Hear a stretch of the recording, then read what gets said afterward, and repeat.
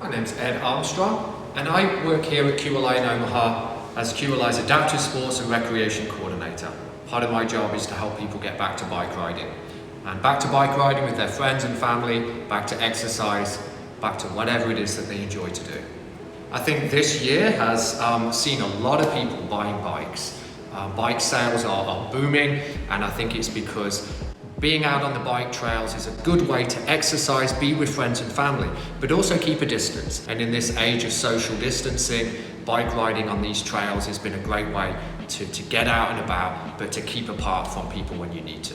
This might be the first time that you've biked in a while. Things might have changed a little bit. So I'd like to talk about how can you keep yourself and your family safe. The first thing that I'd like to draw attention to is a bicycle helmet. I am a huge advocate for people wearing helmets, children and their parents. And I think the parents, even if you didn't wear a bike helmet before, it's a good idea to do so now. It's a good example for the kids.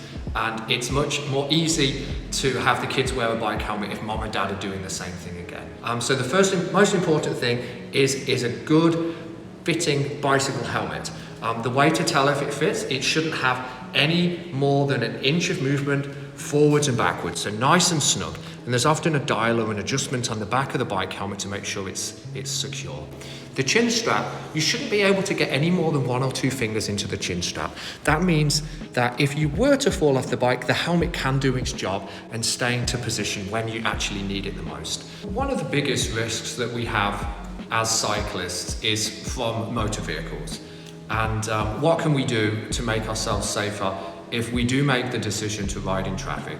If we do make the decision to ride in traffic, we are taking on a significant, a greater amount of risk, and especially if we do that in the dark. So if we do make that decision, what can we do? So visibility is key. Making sure that you're wearing bright clothes, reflective clothes. Make sure that if you're riding a recumbent bike, that you have a flag, something that's going to make you more visible to the traffic that's out there. Making sure that you have the correct reflectors on the front and the back of the bike.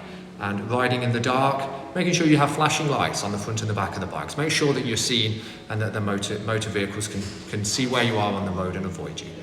So you're ready to head out on that bike ride for the first time. You've got your helmet on, it's correctly fitted, and you're ready to launch. It might not be a while since you've ridden the bike, so it's important, and this is important every time you take the bike out, that you check that it's in good working order. Checking the brakes, are they working firmly? Have you got a front and a back brake? Just test those a little bit. Just make sure that you've got the correct air in the tyres. You've got a good pump to air them up if you need it.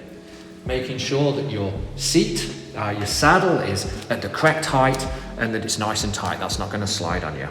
And just give everything a little bit of a check over. Make sure that your wheels are aligned and on tight and everything's looking good and safe.